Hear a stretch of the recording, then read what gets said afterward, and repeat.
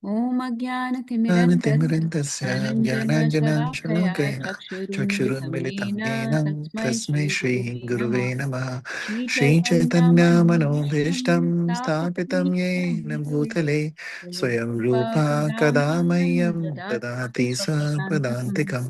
वन्देऽहं वन्देऽहं श्रीगुरु श्रीयुतापदकमलं श्रीयुतापदकमलं श्रीगुरुं श्रीगुरुं वैष्णवांश्च वैष्णवांश्च श्रीरूपं श्रीरूपं साग्रजातं साग्रजातं सहगण सगन रघुनाथान्वितं रघुनाथान्वितां तं तं सजीवं सजीवं साद्वैतं साधुवैतं सावधूतं सावधूतं परिजनसहितं परिजनसहितं कृष्णचैतन्यदेवं कृष्णचैतन्यदेवं श्रीराधा श्रीराधाकृष्णापादान् कृष्णापादान् सगनललिता श्रीविशाखान्वितांश्च श्रीविशाखान्वितांश्च हे हे कृष्णा कृष्णा करुणा करुणा सिन्धो सिन्धु दीनबन्धो दीनबन्धु जगत्पते जगत्पते गोपेश गोपेश गोपिका गोपिका कान्ता कान्ता राधा कान्ता राधाकान्ता नमोस्तुते नमस्तुते तप्त तप्त काञ्चना काञ्चना गौराङ्गी गौराङ्गी राधे रागे वृन्दावनेश्वरी वृन्दावनेश्वरी वृषभानुसुते वृषभानुसुते देवी देवी प्रणमामि प्रणमामि हरिप्रिये हरिप्रिये वाञ्छाकल्पतरुभ्यश्च वाञ्छकल्पतरुभ्यश्च कृपा कृपा सिन्धुभ्य सिन्धुभ्य एव एव च च पतितानां पतितानां पावनेभ्यो पावनेभ्यो वैष्णवेभ्यो वैष्णवेभ्यो नमो नमो नमः। नमः। जय श्री कृष्ण जय श्री कृष्ण चैतन्य चैतन्य प्रभु प्रभु नित्यानंद नित्यानंद श्री अद्वैत श्री अद्वैत गदाधरा गदाधरा श्रीवासादि श्रीवसादि गौर गौर भक्तवृंद। भक्तवृंद हरे मूकं करोति करोति वाचालं वाचालं पंगुं पङ्गुं लङ्गायते लङ्घयते गिरिं गिरिं यत्कृपातमहं यत्कृपातमहं वन्दे वन्दे श्रीगुरुदीनतारिणं श्रीगुरुदीनतारिणं परमानन्द परमानन्दं माधवं माधवं श्रीकृष्ण चैतन्य श्रीकृष्णचैतन्य ईश्वरम् ईश्वरं गुरुवे गुरुवे गौरचन्द्राय गौरचन्द्राय राधिकाय राधिकाय तदालये तदालये कृष्णाय कृष्णाय कृष्णभक्ताय कृष्णभक्ताय तद्भक्ताय तद्भक्ताय नमो नमो नमः। नमः। हरे जय Krishna Hare Hare Krishna Krishna Krishna Krishna Krishna Hare Hare Hare Hare Hare Hare Ram Hare Hare Ram Ram Ram Ram Ram Ram Hare Hare Hare Hare Hare Krishna. Krishna. Okay, so we'll get started with, let me just share my screen.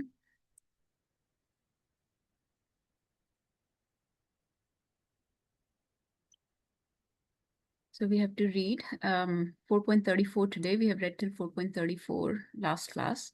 So just to catch you up within a few lines in this chapter. So this chapter is called Transcendental Knowledge or Divine Knowledge, the knowledge not of this world, but actually knowledge about the Lord, about the true nature of the living entity, about the true nature of this world, and our relationship with the Lord and our relationship with this world. So the divine knowledge is basically beyond this worldly knowledge, beyond any material sciences, beyond any physics, chemistry, medical science, rocket science, beyond anything of this world. So this knowledge comes from Supreme Lord Krishna, and he established very much in the beginning of this chapter that this knowledge was given by him through a chain of disciples. So there is a chain of what is called a Guru Shishya Parampara, or a disciplic succession, meaning that one teacher teaches this knowledge to a disciple, then that disciple becomes a teacher or a guru and gives the knowledge to the next disciple. Like that, the knowledge is transmitted. It's a very scientific knowledge, and it's transmitted through this chain of succession of disciples. But Krishna said in the very beginning that sometimes this knowledge gets degraded by the influence of time, by the influence of contamination caused by this world. Everything gets degraded in this world, right? The in material world, everything has a tendency to degenerate. So this knowledge also becomes is not purely transmitted by people. Sometimes people add their own agendas, their own motivation to this knowledge. And so the knowledge becomes lost over time. So every so often, I either come myself, or his Prabhupada describes in the purports that he sends his associates, his various acharyas come, various Goswamis or gurus come that then re-establish this knowledge. But Krishna says in the beginning of this chapter, in the very famous verses, Yada yada hi dharmasya glanir bhavati bharata abhyuthanam adharmasya tadatmanam srijamaya. And whenever there is decline in the religious principles, I come again to re-establish the religious principles through this knowledge. So Krishna re-establishes this knowledge over and over again. In the middle part of this chapter, Krishna talked about, so Krishna gave us this knowledge in the very beginning that he is the supreme absolute truth. We should try to understand his pastimes, his appearance and disappearance more than any worldly things of this world. We should attach ourselves to his name, form, qualities, and pastimes. Then in the middle of the chapter, he gave us various sacrifices, that all the work, everything that you do should be done as a service or as a sacrifice to me. So he took this detour, a little bit of detour, that different types of people are not able to attach themselves to this transcendental knowledge. So they perform different types of sacrifices. Some people are attached to fire sacrifices. Some people sacrifice their sense control. Some people do a lot of austerities, tapa yagya. Some people sacrifice their possessions, so dravya yagya. Some people worship the demigods. So different people follow different sacrifices or perform different services according to their consciousness. But the ultimate goal is to achieve transcendental knowledge through all these sacrifices. All these sacrifices should ultimately bring you to the point of transcendental knowledge. That was the last thing we discussed. So, and just to show you the translation of the last verse, 33. Krishna says, O chastiser of enemy, the sacrifice performed in knowledge is better than the mere sacrifice of material possessions. After all, O son of Pritha, all sacrifices of work culminate in transcendental knowledge. So he talked a lot about sacrifices, different types of people doing different types of sacrifices. But ultimately, he said that all these sacrifices should culminate in transcendental knowledge. They should bring you to your understanding about your real identity. You should understand the identity of the Supreme Lord. You should understand your relationship with the Supreme Lord. That is the transcendental knowledge. That is where all these sacrifices should lead you to. So then Krishna will give us a more practical way of acquiring transcendental knowledge. So let's read this verse. I'll recite. Please follow after me.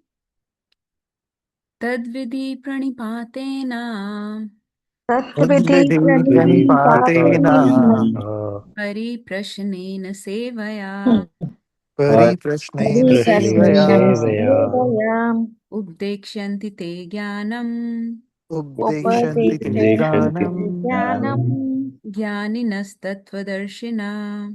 ज्ञानिनस्तत्त्वदर्शिना. ज्ञानिनस्तत्त्वदर्शिना. Let's recite 3 times and then I'll show you the Sanskrit and translation. So a couple more times. My goal is to memorize this verse today. Let's try again. Tadvidi pranipatena तद्विधि तद्विधि प्रणिपातेन प्रणिपातेन परिप्रश्नेन सेवया परिप्रश्नेन परिप्रश्नेन सेवया सेवया उपदेक्ष्यन्ति ते ज्ञानम् उपदिशन्ति ते उपदिशन्ति ज्ञानम् ते ज्ञानम् ज्ञानिनस्तत्त्वदर्शिना. ज्ञानिनस्तत्त्वदर्शिना. Once more.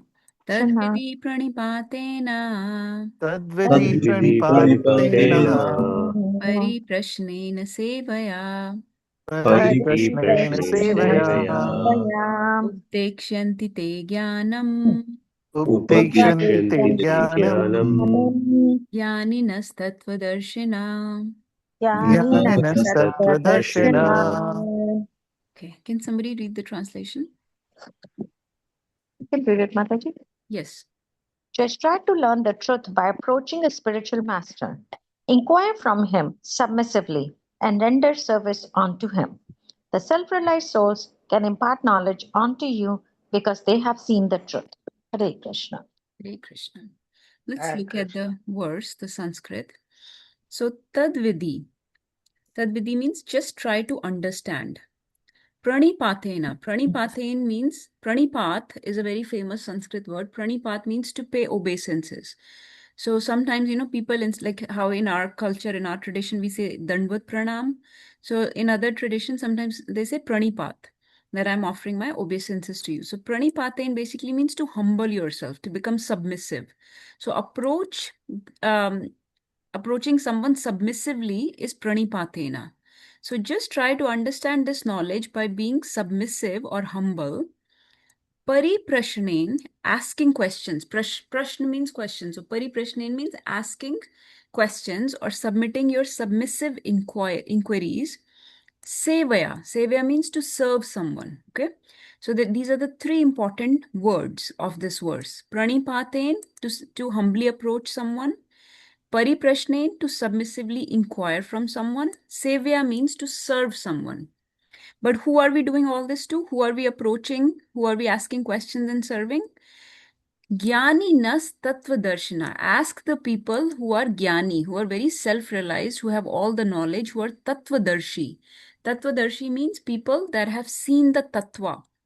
So tattva means the philosophy, the principle of things, the principle of the spiritual world, the reality separate from illusion. So people that understand this reality separate from illusion, that understand the real philosophical principles, they are called tattvadarshi. Okay, tattva means philosophy, and darshi means somebody who has also realized that knowledge. It's not just theoretical knowledge. They have also imbibed, they have assimilated that knowledge in their routine life, in their practical life. Those are tattvadarshi or jnani people. So approach such people with submissive inquiries, with humility, and with service. Serve them. Updekshanti te jnanam, and they will teach you all the knowledge. Updekshanti means they will teach you. Okay, they will initiate you, they will teach you, they will show you the path. They will teach you everything that they know. So this is the basically a verse which is ultimately, after describing all the sacrifices, Krishna said that all these sacrifices should bring you to the point of divya gyan or transcendental knowledge. Okay, but it's very difficult to do all those type of sacrifices to reach transcendental knowledge. Okay, so then Krishna gives a more practical path, more relevant for this day and age, is to approach a spiritual master, a jnani person, a tattvadarshi person, and he gives the mood of approaching him. How you approach him? What do you do once you approach him? So you approach him very humbly, pranipat, with obeisances, with humility, with servility. Okay, Pariprashnena means then ask him relevant inquiries. Relevant meaning spiritual questions, questions related to self-realizations, questions that will enhance your spiritual life, or even material questions, but that are relevant to your long-term spiritual goals. And then serve them, sevya. Very important to serve such personalities, such great personalities. So this is the mood in which you approach, and you should approach the right person with the right mood, and then that person in right mood will impart to you the right knowledge. So what is the right person to approach? The right person is tattvadarshi person who has the theoretical knowledge and the applied knowledge, both gyan and vigyan. Okay, so they have seen the truth. Let's read this purport. Mataji, can you continue? Yes, sure. The path of spiritual realization is undoubtedly difficult. The Lord therefore advises us to approach a bona fide spiritual master in the line of disciplic succession from the Lord Himself. No one can be a bona fide spiritual master without following this principle of disciplic succession. The Lord is the original spiritual master, and a person in the disciplic succession can convey the message of the Lord as it is to his disciple. No one can be spiritually realized by manufacturing his own process, as is the fashion of the foolish pretenders. The Bhagavatam 6.3.19 says, Dharmam tu sakshad bhagavad pranitam. The path of religion is directly enunciated by the Lord. Therefore, mental speculation or dry arguments cannot help lead one to the right path.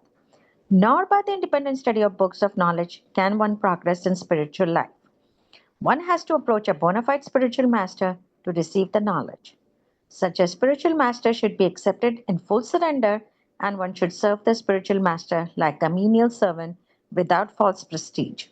If somebody else can read Mataji, the rest Sure. of the purport. Someone else wants to read from satisfaction.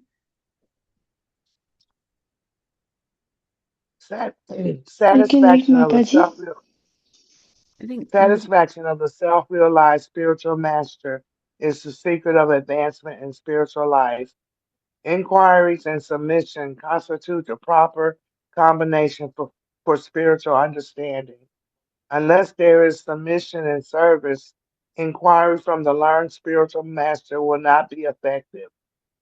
One must be able to pass the test of the spiritual master, and when he sees the genuine desire of the disciple, he automatically blesses the disciple with genuine spiritual understanding. In this verse, Both blind following and observed inquiries are condemned. Not only should one hear submissively from the spiritual master, but one must also get a clear understanding from him in submission and service and inquiries. A bona fide spiritual master is by nature very kind towards the disciple. Therefore, when the student is submissive and is always ready to render service, the reciprocation of knowledge and inquiry become perfect. Hare Krishna. Thank you. Thank you, Mataji, for reading.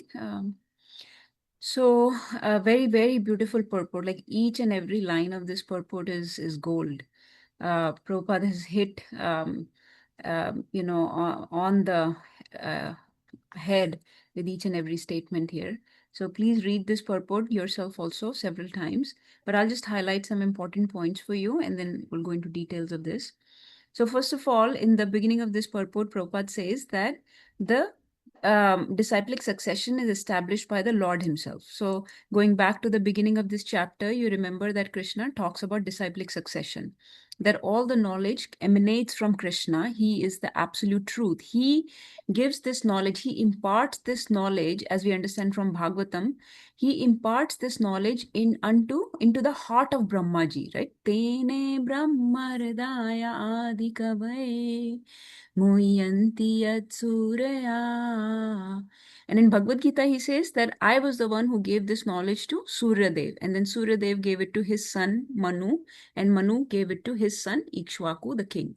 Like that, the knowledge is being transmitted from one king or one authoritative disciple to the next. Like that, the disciplic succession continues. So, disciplic succession should arise from the Lord himself. And nobody is a bona fide spiritual master unless they appear in this disciplic succession, meaning their own teacher, their own spiritual master should be someone who is connected in this disciplic succession. So the succession should start from Krishna, then it goes to Brahmaji. From Brahmaji, the knowledge goes to whom? Who's the next person in line?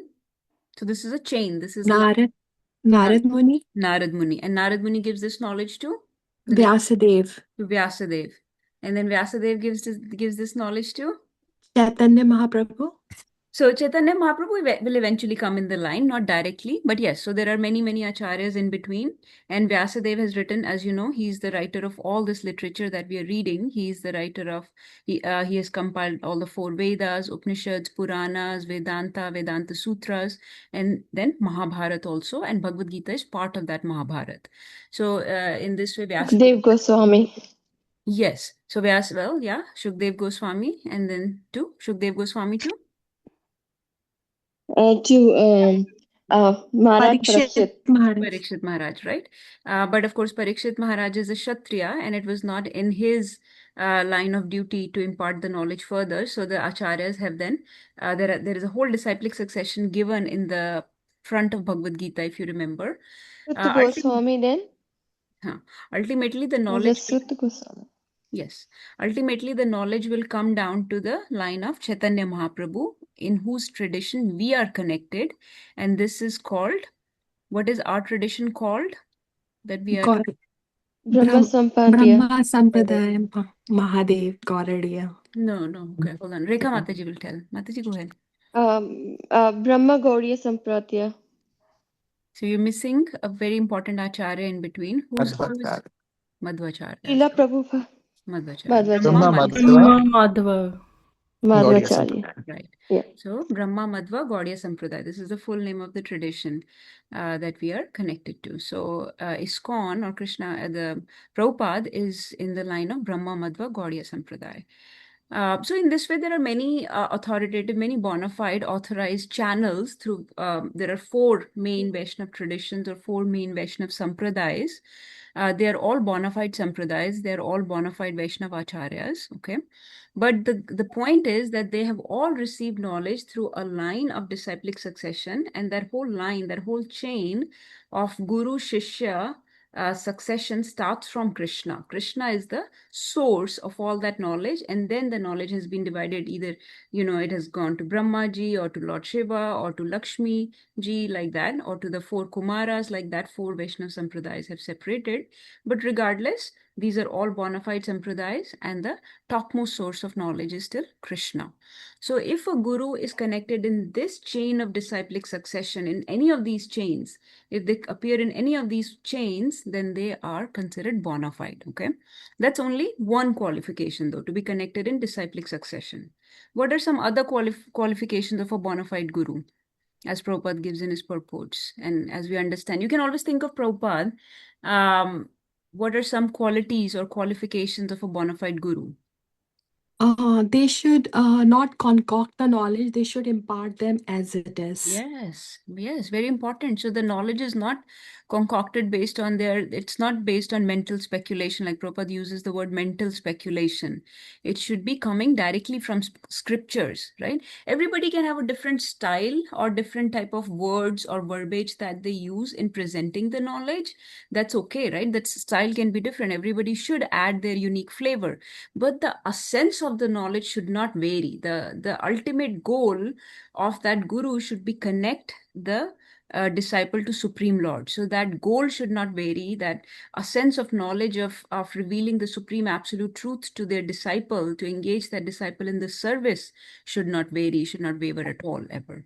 So they always speak from scriptures and they present the knowledge as it is. That is why the Bhagavad Gita that we are reading is called Bhagavad Gita as it is. One of a very sincere seeker yesterday that we met. I don't know if that Prabhu is in the call. Yes, he's in the call. He asked me why this Bhagavad Gita, or how can we trust a particular Bhagavad Gita, because that could be somebody's own thoughts or somebody's own limited knowledge, limited logic and understanding that they may have put in there.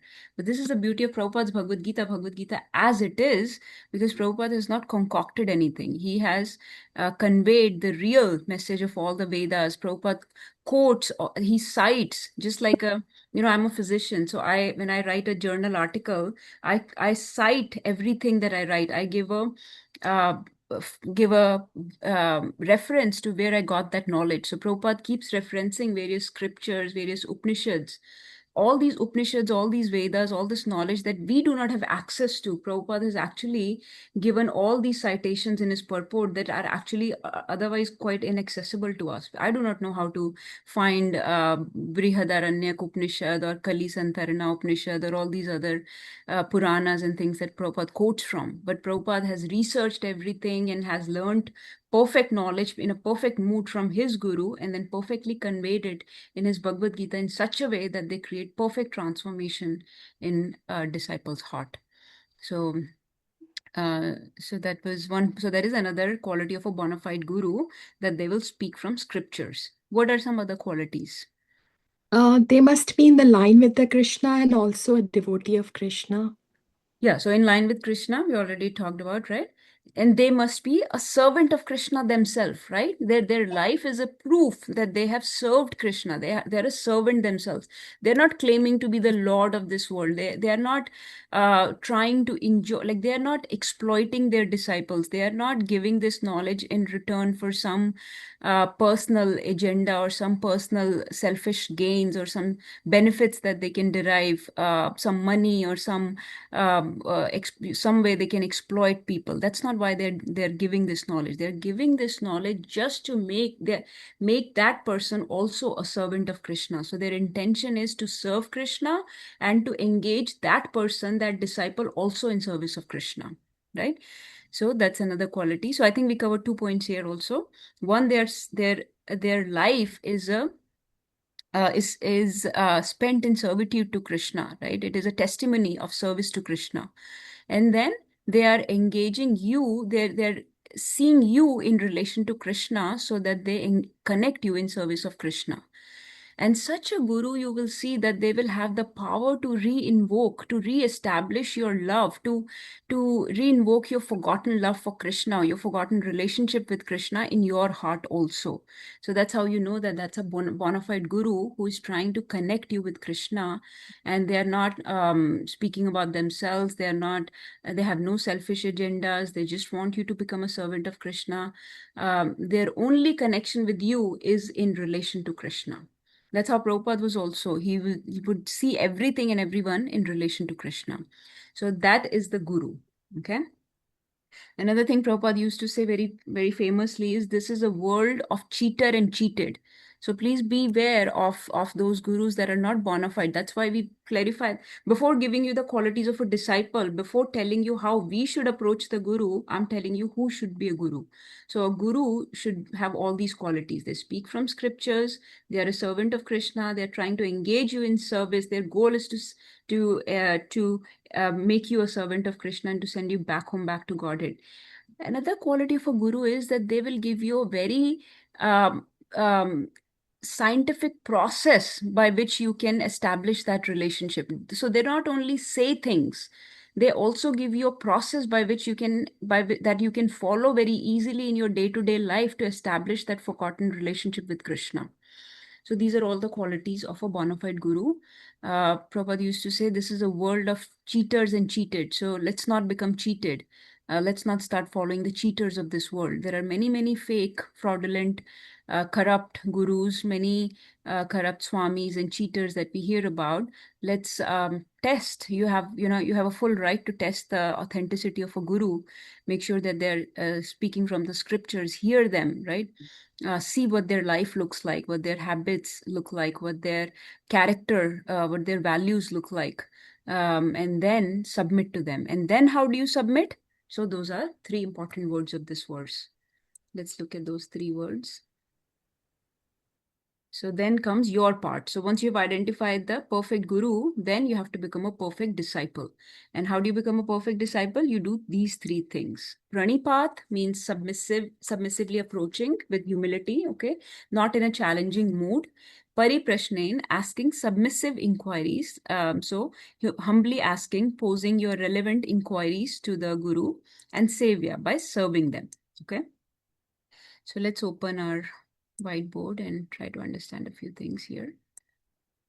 This is very important verse. So I'm going to spend some time on this, and then next few verses will be very clear. Actually, we can breeze through them.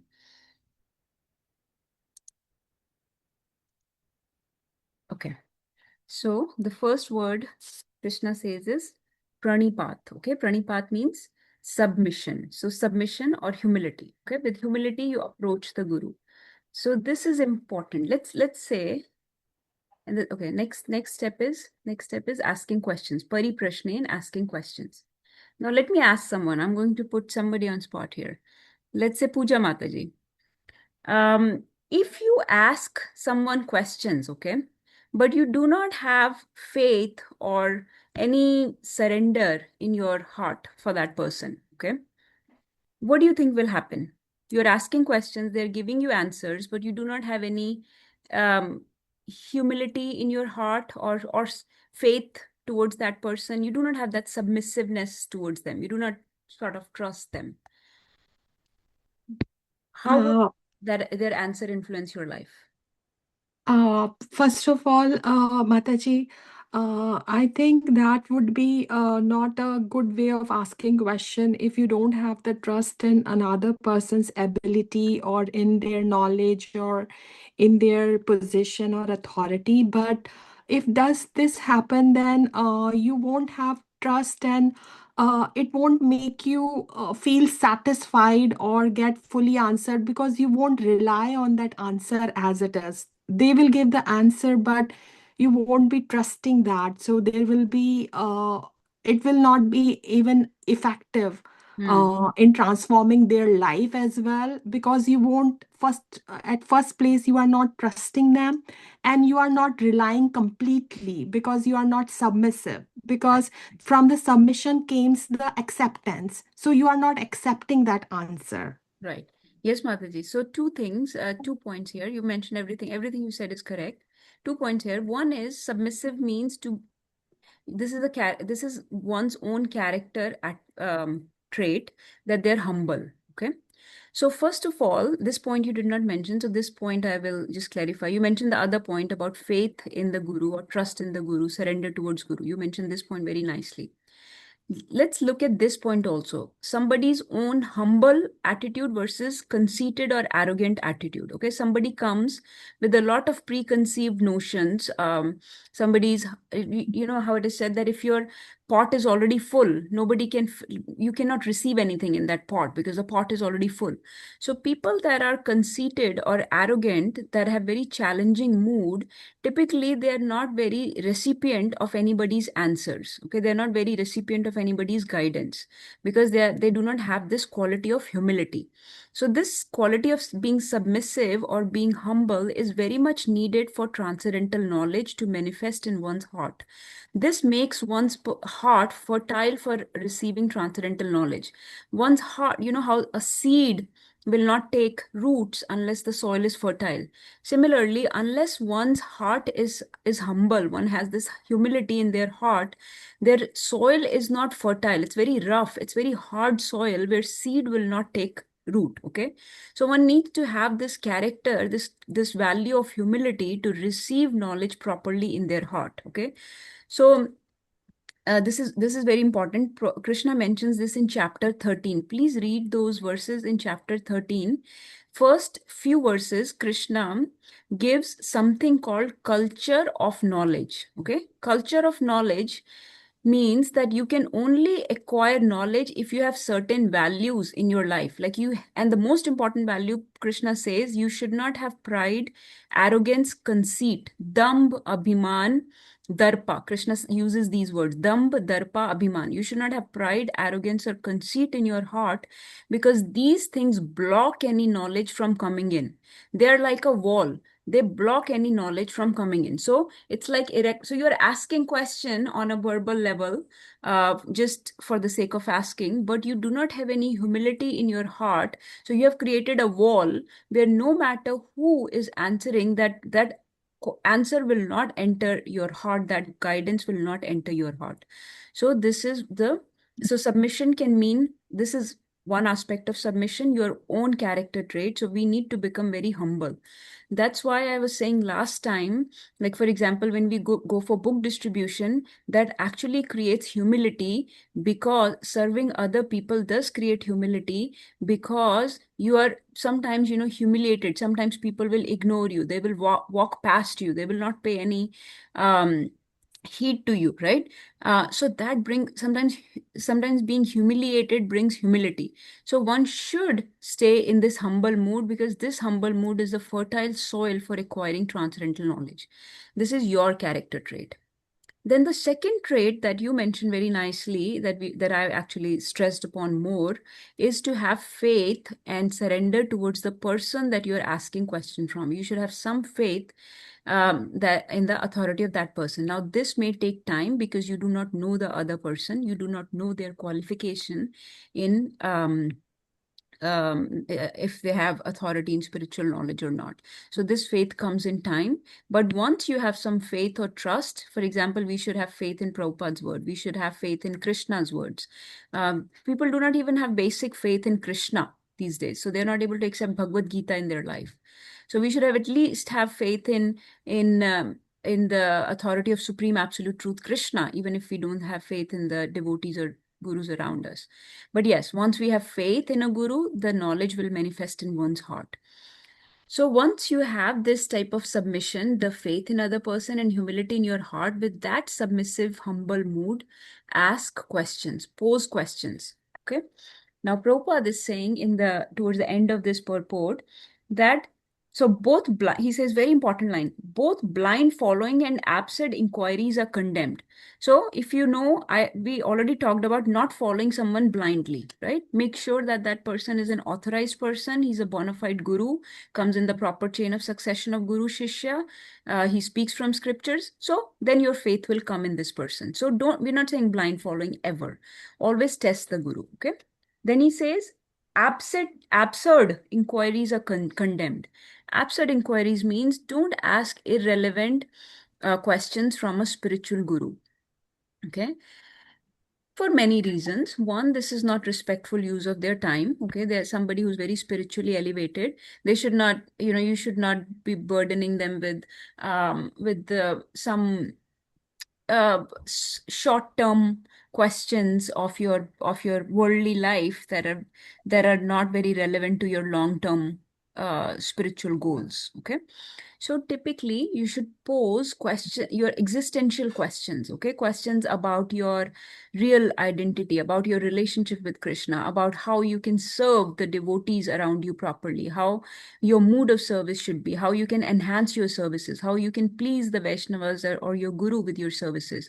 These type of the practical questions in your sadhana, like I'm facing these struggles, these type of negative qualities are coming up in me every day that I'm struggling with, some negative traits within me that I'm like anger or pride or some other anartha, some other negative qualities that I'm struggling with. These type of, or some questions about faith, like I do not have some faith in certain statements of scriptures, things like that. Ask relevant spiritual inquiries, proper doubts. Take example of Arjun, take example of Parikshit Maharaj, how he is posing, the kind of questions he's asking Shukdev Goswami, or the kind of questions Arjun is asking Krishna here. So ask those kind of questions.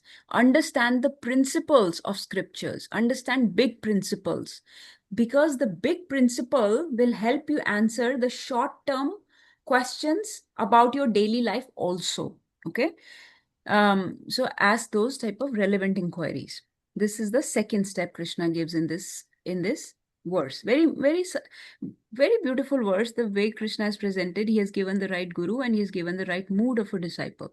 So then the next thing he says, then you serve Sevya. You have to serve this person. Okay. So just asking questions theoretically, just verbally, is not enough. This will give you theoretical knowledge. This will give you gyan. Okay. But seva or serving that person will give you vigyan. Vigyan is realized knowledge. It's applied knowledge. Okay. So gyan is just knowledge. Vigyan is applied or realized knowledge that you can now that you have assimilated in your heart. It is not just a principle that you speak, but you do not have faith in. It's something that has entered in your heart, that has caused transformation in your character, in your life, in your practices, in your dealings with people, in the way you see the world has changed, your viewpoint, your mindset has changed. That is Vigyan. So the knowledge will bring transformation in your life, in different aspects of your life. That is called realized knowledge. So how does that happen? That happens by service. Let me give you another. So this is one equation. Let me give you another equation that will make it more clear. So it's very simple. It's like this. Gyan, okay, becomes Vigyan, okay, or realized knowledge by service. Why? Because when you serve someone, okay, when you serve someone, you invite mercy, their mercy in your life. You invite their blessings in your life. Okay. And without the mercy and without the blessings of great personalities, great Vaishnavas, great spiritual teachers, Vigyan is not possible. So your knowledge will just stay on theoretical grounds. It will just stay theoretical, meaning it will just stay, it will not be very practically applicable or relevant in your day-to-day life. It is just something you say, but you do not believe in. So this kind of knowledge that you do not practice, you will not be able to uphold it for a very long time. So the practitioners of Bhagavad Gita, practitioners of the spiritual knowledge, who have had a long career in their spiritual life, okay, they have been able to stay connected for so long because they have received realizations in their life, because their life has become transformed by this knowledge, because they have seen changes in their character, they have seen mercy in their life. That is why they're able to stay connected to this knowledge. The knowledge is not just superficial. This type of superficial knowledge is superfluous, meaning it's not very very relevant. But when the knowledge goes deep into your heart and it brings transformation, then you are able to stay connected to that knowledge for a long time. Then you're able to practice it, right? So that happens by getting mercy and blessings in your life. So you have to serve the great personalities to invite their mercy and blessings. Okay. This is the basic principles mentioned in this verse. Let's take some questions from this before I discuss further. So I know some new people have joined today, so you may have some. Ramchandra Prabhu. Mataji. Yes, Yes, Mataji. Prabhu, I I have know a you would have question, some Mataji. questions. So Yes, Mataji. yes, Prabhu. So, how do we identify the guru? So, once I identify, first few months or first few years, I'm fine. After that, we are realizing we are identifying some issues with that guru. That is one question, Mataji. How do we identify the guru? We need to travel with the guru. So, Prabhu, like I was saying, serving a service, sevaya or service can be of two types, okay? Most important service is what is called Vani Seva, meaning hearing from the Guru, okay? The other seva is called Vapu Seva. Vapu means physically serving the Guru. Physically serving the Guru may be maybe not very much possible in this day and age because they may be a long distance away from you. You may not be able to take time off. It is definitely good to get some close personal association of gurus, personally sit one-on-one and clear your doubts with them. Prabhupada himself is an example. He sat with his own guru, Bhaktisiddhanta Saraswati Maharaj, and cleared his doubts for a long time before he accepted the path. So yes, traveling with them, going on pilgrimage, like we go on yatras with our Guru Maharaj, like that, it's good. It's great to associate with and you can associate with his disciples also, because you will see that the Guru's teachings will be conveyed by his disciples also. They will be living that knowledge also. Like for example, in our case, we saw that our god brothers and god brothers, god sisters basically means the disciples of the same Guru. So they had an exemplary, character, their understanding of scriptures, their dealings, their personal conduct, their sevas. They were exemplary. I mean, they were extraordinary people, like the cream of the class, is what I think of them. So, so such a guru must be very exemplary himself if such a great, cream of the class belongs to him. So that's another way to judge a guru. You can judge by his disciples. Yes, you can travel, go on pilgrimage, pose questions on a one-on-one level if you have that opportunity. For females, sometimes, especially if the guru is male, for females it can be hard to get one-on-one association. So it may be in group. But mostly by hearing and by looking at the conduct of the other disciples, by looking at the sevas of that guru. Yes, you can examine their personal life also up close if you have that opportunity. But by all these things, you will have enough and more understanding that that guru is a bona fide guru. So that's my understanding, Prabhu. But on this is now practical things that I answered. On a more esoteric level, esoteric means more, I don't know how to say it esoteric means on a Not divine level, let's obvious. say. Huh? Not obvious. Not Means obvious, you can say, yeah, on a more divine realm. It takes, yes, it takes a lot of mercy, lot of blessings of devotees to find the right guru. Okay, it takes a lot of guidance. Yes, there is a beautiful verse in one of our scriptures. It goes like this: Brahmand Brahmite Kona Bhagyavan Jiva Guru Krishna Prasad Pai Bhakti Lata Bija. So Brahmand Brahmite Kona Bhagyavan Jiva. That Jiva is very Bhagyavan, very fortunate that they have been struggling for lifetimes. They have been traveling through different planets. Brahmand Brahmite. They have been traveling through different planets to find the right guru. Brahmand Brahmite Kona Bhagyavan Jiva. But that fortunate Jiva can find a guru by Krishna's mercy. Guru Krishna Prasad Pai Bhakti Lata Bija. And then he found the Bhakti Lata. They found the beej or the seed of devotional service by the mercy of Guru and Krishna. Also, another esoteric principle is that by the mercy of Krishna, one gets Guru. And by the mercy of Guru, one gets Krishna. Okay.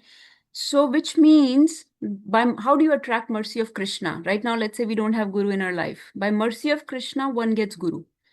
So, how would you invite Krishna's mercy? by staying sincere and serious in this path, right? Keep doing what you're doing, associating with devotees, attending festivals, programs, right? Serving in whichever way you can serve. Give your time, give your energy, give your attention, give your emotions.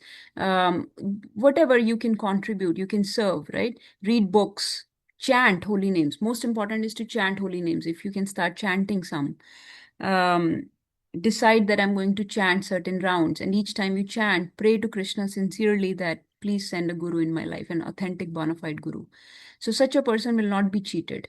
Okay, such a person will not come across a cheater guru. So, and Krishna will give the intelligence within the heart to identify a cheater guru, a corrupt guru, because you have taken shelter of Krishna's holy names, you have taken shelter of Bhagavad Gita, Bhagavatam, and devotees of Guru, devotees of Krishna. So Krishna will not let you be cheated. Okay. Yes, ma'am. Yes, Prabhu. And then I had one more thought. Last thought is, and then Ravi Prabhu is sharing something.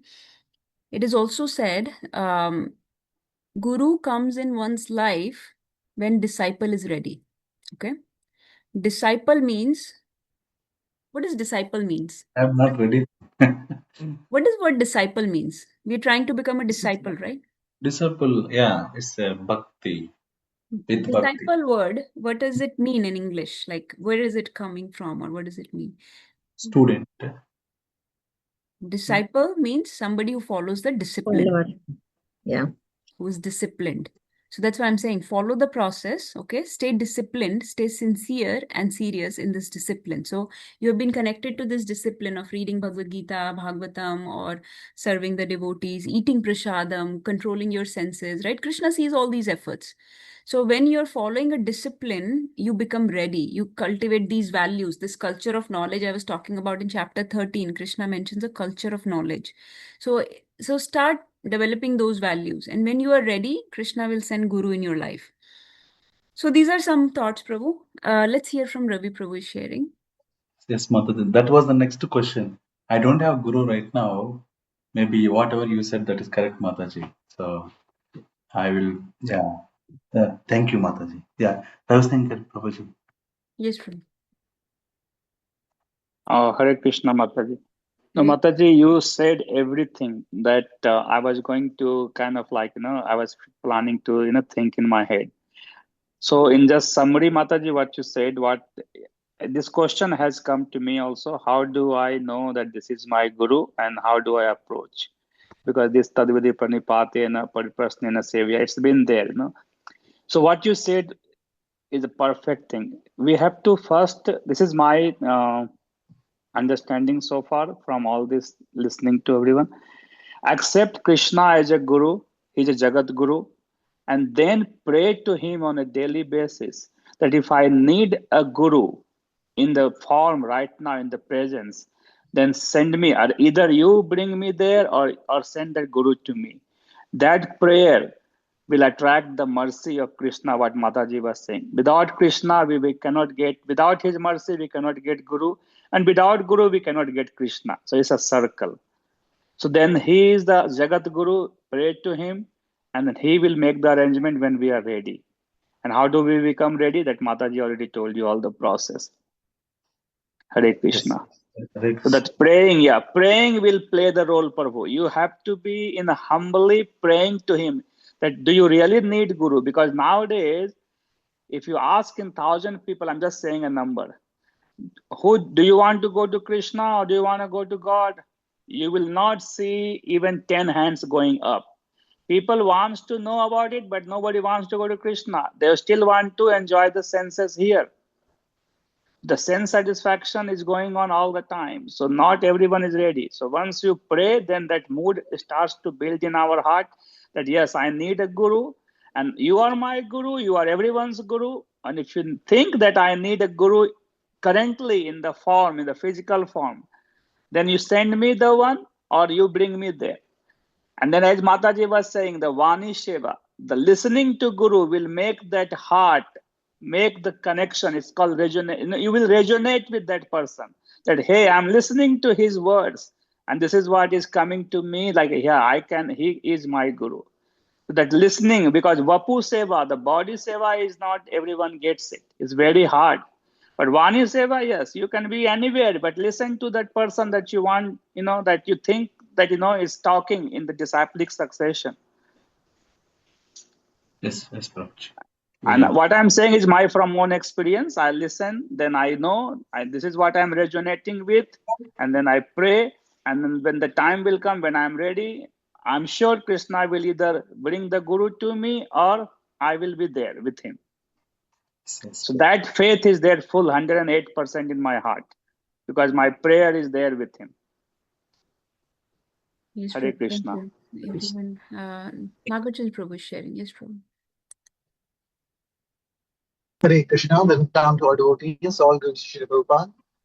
I agree with everything that was discussed, other than one point uh, that everybody does need a guru. So that is what I'm mentioning, that everybody needs a guru based upon our scriptures. And we, like Ravi Prabhu was saying, we need to pray so that we can get our guru, get the guru in our life. We need to pray sincerely for that.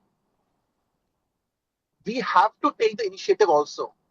Yes. Like, we can't just be uh, praying Voice is only very that difficult, Nagarjuna Prabhu. I am ready, then give the guru. We have to be ready. We have to try to get ready so that we need to be actively seeking that this is something that is very important in my life, and we need to be actively seeking and doing whatever we can to be able to receive the mercy when it is available. Hare Krishna. Yes. Hare Krishna. Yes. Thank you, Nagarjuna Prabhu. That was actually my next point. And I think Prabhupada mentioned it in the purport. Everyone needs a living guru. Living guru. Okay. So, for example, we are reading Prabhupada's books. So we are not saying that, okay, I'm following Prabhupada, so he's my guru. Yes, he's our guru. Again, on in a higher realm, he's our preeminent guru, founder Acharya. He's our preeminent guru. He has given us all the teachings.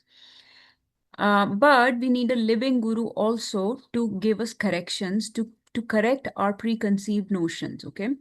So when we were talking about submissive inquiries, a lot of times people approach guru just to confirm their concocted notions. Okay. Like, with my limited understanding in this world, I have understood this is the path I need to follow. This is what I need to do. But when guru offers correction, they become offended, or they change to a different guru, and they will choose the guru that will say the things they want to hear. That's how people get cheated. Okay. When we say this is a world of cheaters and cheated, insincere people get cheated because they do not have sincere desire to connect with Krishna. So any insincere desires, if some guru approves, then they will connect with that guru, right? They will accept that guru. But the guru that is actually offering difficult corrections in their life, they will reject that guru. And so they are deprived of a genuine guru, because they rejected somebody who was actually going to connect them to Krishna, who was actually going to offer them a higher principle, a higher discipline, but they rejected such a guru. So in this way, the insincere people will get misled, or will fall into the trap of a corrupt fraud guru. So that's why, and so Nagarjuna Prabhu's point is that everyone should have a guru. It is our responsibility in our life to have a guru, to get a guru. And he's saying to take active steps toward it. Active steps means we need mercy. We know that, right? We need to attract Krishna's mercy. So get on it. Get on it, make it your life's business. It's like somebody wants to get into a professional college. They start working hard or not. They don't waste any time. They don't lose any. They go to the right teacher. They find the right students that are studying that hard. They find the right books. They invest their time. They invest their money, and they get on the path. So if you have this goal should be set for everybody's life in this group. All the people that are there, they should have that goal that one day I want to become qualified for a for accepting a guru, for a guru to accept me. A guru should find me a qualified disciple, because time can come and guru may reject you because you're not qualified. It's possible. So I want to become worthy of a guru. And how do I become worthy? Let me start investing my time in services, in chanting, in reading, in hearing, in getting knowledge, in every which way that I can contribute towards spiritual activities. Show that I mean it to Krishna, that you are the center of my life, and then Krishna will connect us to a person that will help us achieve that goal of achieving Krishna, right? So show Krishna that you mean it. So set it as a goal, deliberately and intentionally start working towards it. That's and living guru, because we need somebody to correct us. We need somebody to offer corrections when we go wrong, somebody to pull our ear and say, hey, this is not the right way to do things, right? So that's... Namaste, Mataji. Yes, Mataji. My question is, does the guru have to be in the near proximity? Like we are living in USA, and if you are like, I was listening to a lot of gurus in India from ISKCON, but you feel like, okay, a lot of gurus are there, but do they have to be like in close proximity? Then only they can be guru.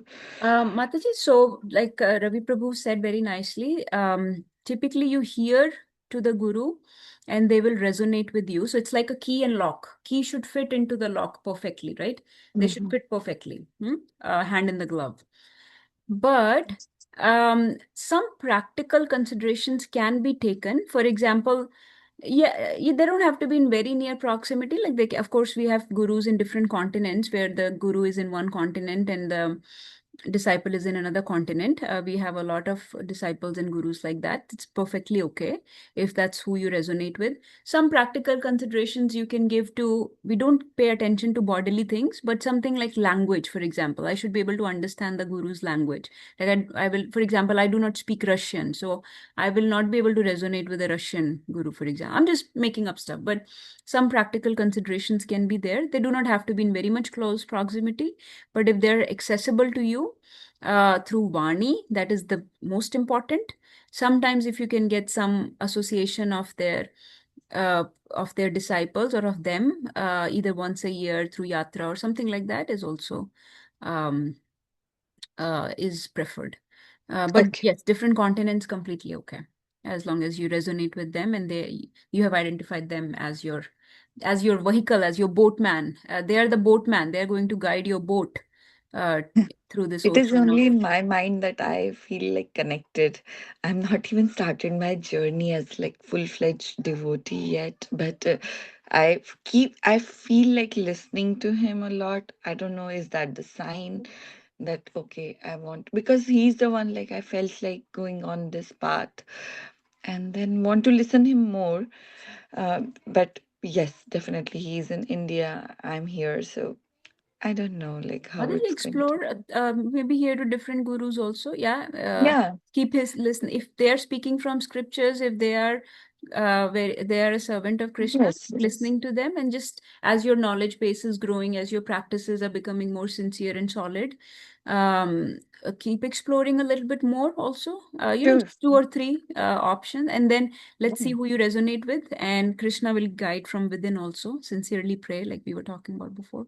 Okay. Sure. Naveen Prabhu, please go ahead. Mataji, I have 3 questions on this whole discussion. One is this sloka 4.34, is it applicable only for the spiritual path? Like, Oh, I can't hear you very well. Can you come close to the mic? yeah, can you hear me now? Yes. Yeah, the sloka that we discussed so far, 4.34, is this relevant only for the people who are in spiritual journey? Like, I can find there may be a guru out of the spiritual journey. Right? Yes. Okay. Very, very important question. Yes. Very nice question, Prabhu. Thank you for bringing us back to the beginning. So yes. So when we say, I mentioned this last time, when we say Gyan in Vedas, okay, the word Gyan or Vidya refers to transcendental knowledge, okay? Everything else in Vedas is typically called avidya, okay? Worldly knowledge, whether it is about any type of material sciences, whether it is let's say Dronacharya was a guru, right? But he's not a spiritual master. He was a guru of martial arts. He was a guru of warfare. He was teaching military warfare to the Pandavas and Kauravas. So he is a military guru. He's not a spiritual guru. Like that, there can be many types of gurus, a music guru, uh, you know, teachers in our schools, a law guru, some physicist or some scientist that can be a guru. So many professors are there. For anything, we should test people. We should, when we go into a medical school, when we go into engineering school, law school, any professional school, right?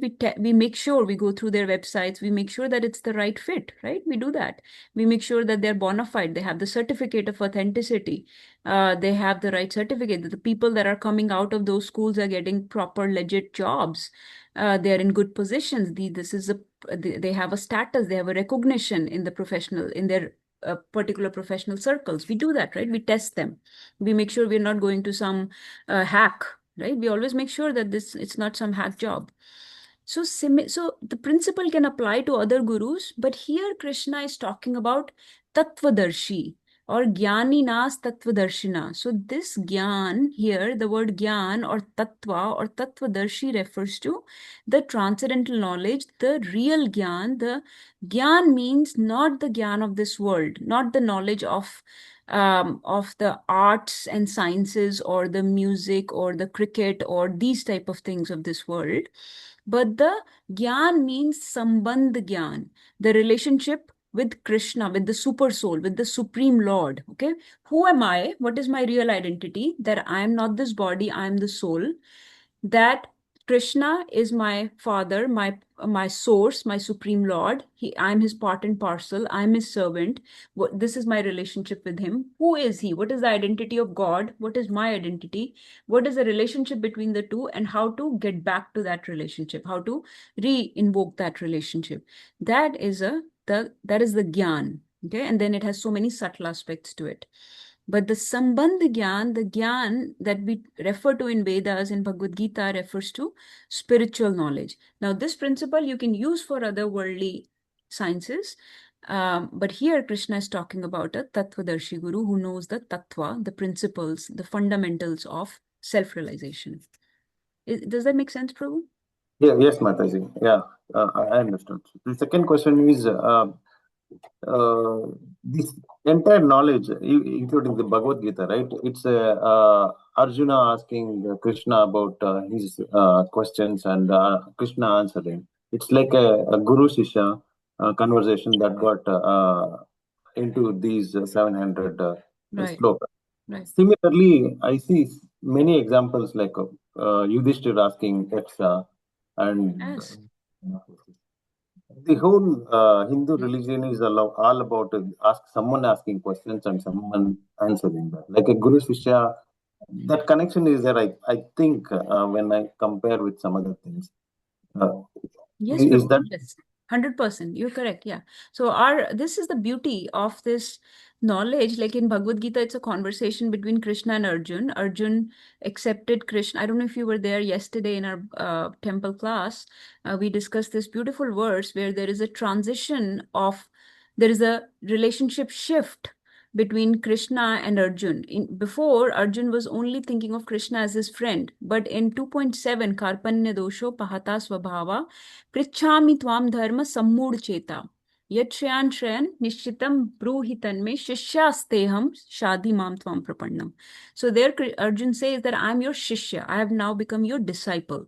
So here relationship dynamics change, and Krishna not only becomes Arjun's friend, but actually a spiritual master, a teacher. So the conversation goes on like a teacher and disciple. And in Bhagavatam, there are numerous conversations, like you mentioned. Yudhishthira Maharaj is talking to Narad Muni in 7th canto. 7th canto opens with Yudhishthira Maharaj and Narad Muni's conversation. The original conversation of Bhagavatam is going on between Shukdev Goswami and Parikshit Maharaj, but then the next level of conversation is going on between Sud Goswami and sages of Naimisharanya. Then there are so many conversations going on between other different personalities like Vidura and Maitreya Rishi. So in that, Vidura becomes the disciple of Maitreya Rishi. There is a conversation going on between Krishna and Uddhav ji, where Krishna is now the teacher of Uddhav ji, who is otherwise his cousin and friend. Like that, all our scriptures are basically conversational, and you will see the beauty of those conversations they are not gossiping about people. They are not talking about worldly things. They are not talking about people or events. It is said that, low class people talk about other people. Somewhat higher than that talk about events. But the great minds talk about the wisdom, okay, wisdom, the actual wisdom, the things that matter. So these people are only talking about wisdom. They're talking about self-realization. They're talking about the activities of Supreme Lord. They're talking about activities of the devotees of Supreme Lord. Those activities, those pastimes matter because we understand what the conduct should be, what the dealings should be, what the etiquettes should be. So they're only talking about name, form, qualities, pastimes of either the Supreme Lord or his devotees. And that's how they're learning from each other. And one person submits to the other person and understands these concepts. So one becomes teacher. And then that teacher also keeps quoting. So there are stories within stories. It's like I answer a question for you and I say, I have heard this from my Guru Maharaj, and my Guru Maharaj told me that he heard it from Prabhupada, and Prabhupada says that I heard a discussion between such and such person. Like that, our whole Bhagavatam is like that, conversations within conversations within conversations. So you brought Yeah, up that is true, Mataji. So we will also take this session as an example and say that, okay, we learned this session and this is what we need to. Yeah, useful. So Lakshmi has one question, please. Mataji, I have some doubt. Is it really not possible for a person to become self-realized without having a guru by other means like prayers, meditation, yatras? So actually, Prabhupada said something in this purport. Let me read that line to you. So Prabhupada says, therefore, mental speculation or dry arguments cannot help lead one to the right path, nor by independent study of books of knowledge can one progress in spiritual life. One has to approach a bona fide spiritual master to receive this knowledge. Such a spiritual master should be accepted in full surrender. So like that. But he said, just by independent study of books of knowledge. So, Mataji, if you look at the lives of, for example, let's say Lord Ram, even Lord Ram accepted Vasishtha as guru. When Krishna and Balram came in their lifetime, they accepted Sandeepni Muni. Sandeepni Muni taught them other arts also, but spiritual knowledge also, right? So great personalities like Parikshit Maharaj is accepting Shukdev Goswami. He's called the perfect renunciate, the Vairagya Chudamani. That's who Shukdev Goswami is as his guru, right? Vidura, such a great personality, already very wise, already a self-realized soul, perfect devotee. He's accepting Maitreya Rishi as his guru, right? Like that, we take examples from the life of these great personalities of scriptures and follow in the footsteps. So our Vedas recommend accepting guru and not just independent study of books. Independent study independent path is like Gyan Marg or Gyan Yoga type of path, which requires a lot of austerities without someone to correct you, without someone to show you the right process, without someone to convey the right knowledge. It is an ascending path. Okay, I think we talked about that last time. You understand, ascending means by your own effort. Okay. To climb something is higher, is difficult, takes more effort. To descending path where somebody just receives it, right? Like this, just by their mercy and blessings is easier. So ascending path of knowledge is not recommended because we do not know how much time we have in this life. Human life is very rare. We have to make the best use. It is said, make the best use of a bad bargain. And in Kali Yuga, the human life is even shorter. So if these people in other ages were accepting gurus, how much important it is for us in this day and age to accept a bona fide guru so that we can quickly advance because we have such short time in this human life. So descending path is easier, accept it, right? With open hands, with your heart open.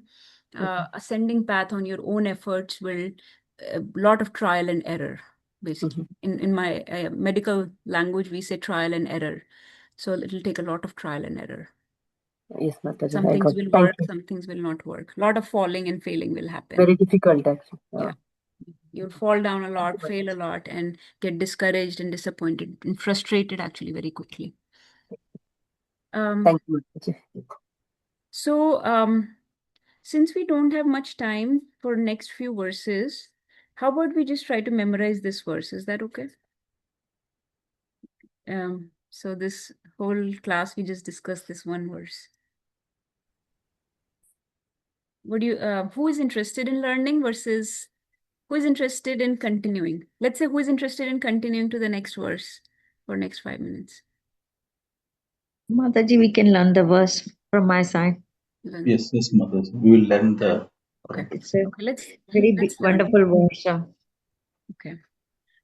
And I think the takeaway lesson should be that, like Nagarjan Prabhu said, make this a goal of your life. We should have spiritual goals, just like in worldly affairs, in our worldly sciences, colleges, we have goals, right?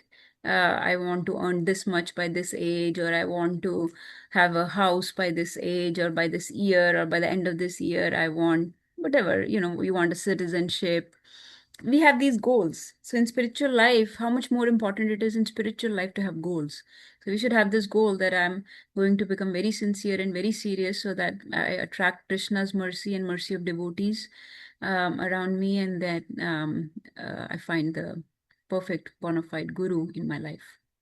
And then surrender unto him in this mood that Arjun submitted in the 2.7 that we discussed yesterday, and that Krishna mentioned in 4.34 today. Okay, so let's learn this verse. Thank you everyone for joining. I'm just going to pause the recording. Very, very good. So how I can make it long lasting? So because after this class, I will hit the same road. I will talk to the same people. I will be in the same world, right? I will be one among the toxic environment. So how I can retain this knowledge and how I can continuously implement this? You need to read every day beyond this class. Okay. It's not just a matter of this 1.5 hour on Sunday morning. It's just like nourishing your body. You eat every day, 3 times a day. You have to eat, otherwise the body becomes weak again, right? You start becoming slow, and brain needs nourishment. You have to sleep. Sometimes you even have to take a nap in the afternoon because your body is becoming tired. So if body, which is so gross, which is grossly apparent, obvious, you can see, if that becomes tired and weak, so no wonder our spiritual concepts and principles, they'll slowly leak away. Right away after the class, they leak away actually. So you have to nourish your body, just like you clean your teeth every day, you take a bath every day, you eat 3 times a day, you eat full a night, 6 to 8 hours, you have to sleep, right, to regain your strength again, to regain your mental equity, your intellectual strength again. So similarly, you have to read every day. So it's not just a matter of this class, but if you can make it a habit of just reading one verse of Bhagavad Gita. Some people read a chapter a day. Some people read 10 verses a day. Some read one a day, and then they may do something else. They may do some other ways to nourish their spirituality. You may be hearing. You may be reading. We have A, B, C, D, E. We associate with devotees. We read books. We chant every day. We try to eat prasadam. All these things energize our spiritual life, right? We try to go to festivals and programs and pilgrimage whenever possible. So all these things energize, they invigorate our spiritual life. So do all these, spread them through the day where there is some spiritual activities to nourish your spiritual consciousness, your consciousness throughout the day. Understood, Mataji. Yeah, thank you. But one verse a day is very, like, takes 5 to 7 minutes. And you can, when you read, you can write your realizations or questions in the book or in a separate journal, and you can ask in the class. That will help us out all too, because everybody's had their own experiences, their own upbringings and own perceptions, different things they have been taught in life. So everyone will read a verse differently. they will each have their own understanding or misunderstanding of that verse. And so when you write your realizations, your questions, your doubts, and then when you ask in the class, that will help to nourish everybody, because now we are seeing things from a different perspective, from your perspective, and we will get a different light, different viewpoint on that verse. So actually it helps to illuminate different aspects of our understanding and our existence. So please do, everybody should do these things. They should read every day. They should write down their realizations and their questions, whatever they hear. If some new points come, some new questions come, bring them here or in person, one-on-one, if you're not comfortable sharing in a group setting. But yeah, just nourish your spiritual life, and you will bring that nourishment to others also. Yes, Mataji. Yeah, we'll do that. Thank you. Okay, thank you everyone for joining. I think it's time to stop. We'll stop for today. Srimad Bhagavad Gita ki jai. Jagadguru Srila Prabhupada ki jai. All glories to the assembled devotees. Hare Krishna. Hare All Krishna. glories, all Hare glories, all Krishna. glories to Guru and Gauranga. Hare Krishna. Hare Krishna. Hare Thank you, Krishna. Mataji. Radha. Hare Krishna.